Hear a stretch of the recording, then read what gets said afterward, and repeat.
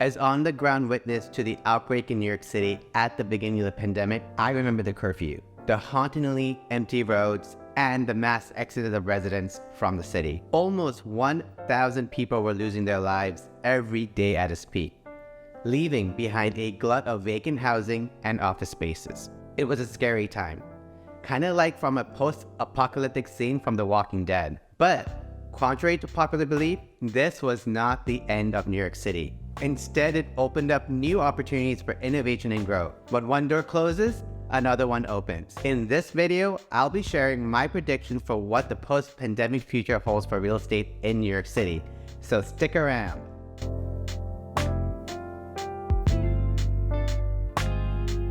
As a local New Yorker for over 20 years, I've seen the market go through its ups and downs, and I believe that the future holds both opportunities and challenges. First, let's talk about where home prices are going.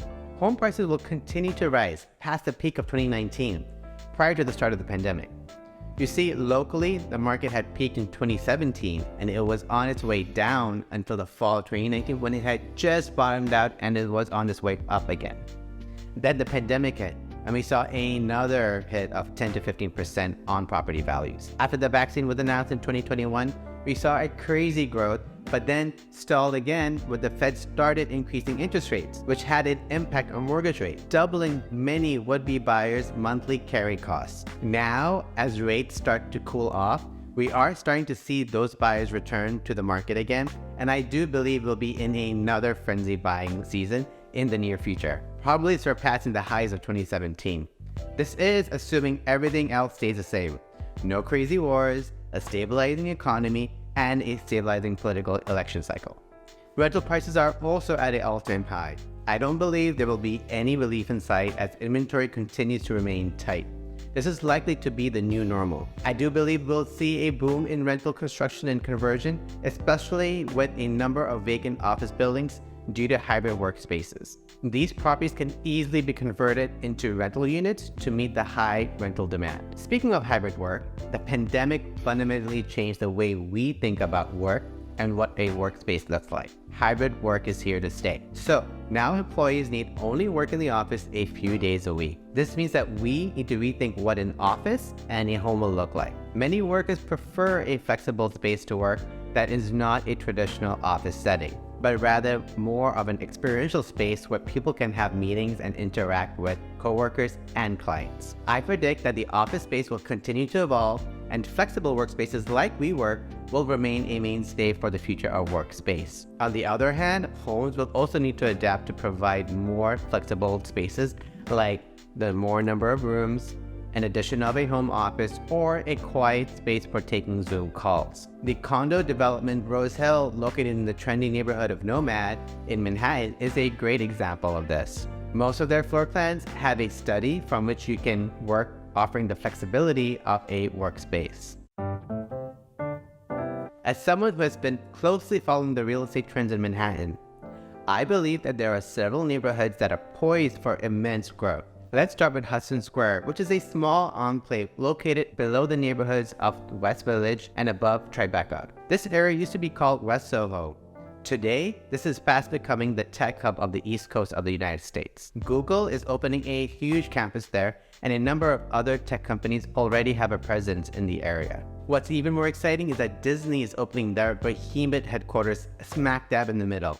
This tower will span an entire city block. There is also a ton of new residential towers also popping up in the area. This is a neighborhood to keep your eyes on. Next up is Kips Bay. This is a small swath of Midtown Manhattan real estate located between Lexington Avenue to the west and all the way to the East River, from 23rd Street to 34th Street.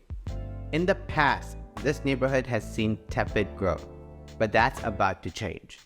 With a number of new developments and retail corridors opening up, Kips Bay is primed for growth. As Nomad expands eastward, Kips Bay will be a neighborhood to watch out for. Now let's head over to the west side of Manhattan. Development on the west side will continue to expand all the way from Hudson Yards to Lincoln Center, currently known as Manhattan West.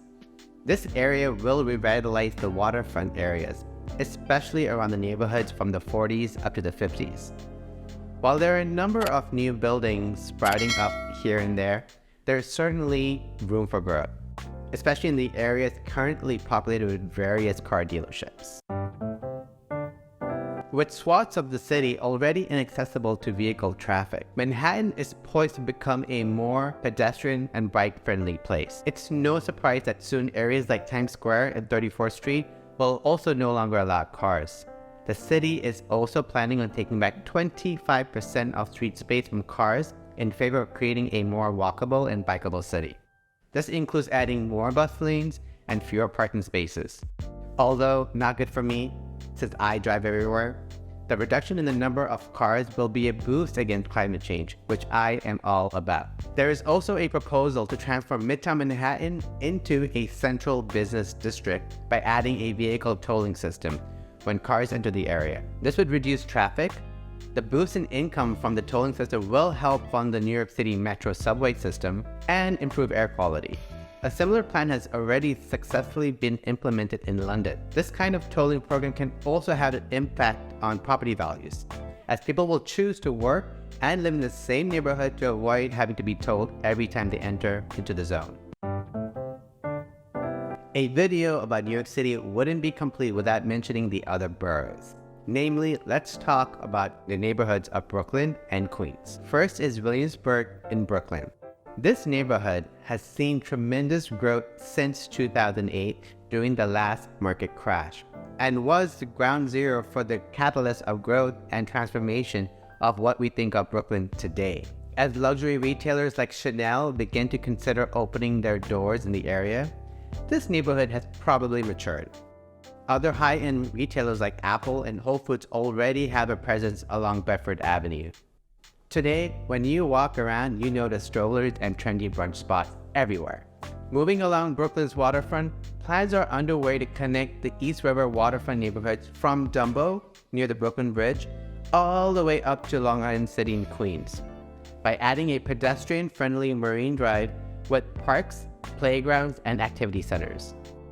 The neighborhoods in between will continue to see major housing development as luxury waterfront towers make their mark. Pay attention to areas that are underdeveloped along the waterfront, such as Greenpoint in Brooklyn and Hunters Point in Queens. Downtown Brooklyn will also continue residential transformation, replicating the density of high-rises like downtown Manhattan and areas around the World Trade Center. If you've ever driven south of the FDR highway and thought you were looking at downtown Manhattan, you might be mistaken, as it is actually downtown Brooklyn. The tallest building currently under construction, Brooklyn Tower, will be just as tall as the Empire State Building, which stood to be the tallest in the world for 40 years. Another growth area in Brooklyn making its way is Pacific Park, near the Barclays Center, and adjacent to downtown Brooklyn.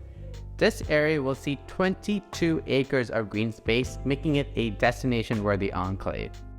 On the other side of Barclays Center, along 4th Avenue, construction will continue to transform this once desolate area into a luxury residential abode, as a number of high-end luxury condos and apartment buildings establish their presence there. If that wasn't enough, the Brooklyn boom is set to continue to sprawl further into areas such as Flatbush, Brownsville, and Ridgewood. As the demand for housing continues to rise, we can expect to see these areas evolve into new and exciting destinations for residents and visitors. Now, let's hop over to Queens. Above Brooklyn, this borough will continue to experience a housing boom, particularly in the areas along the East River waterfront, facing Manhattan.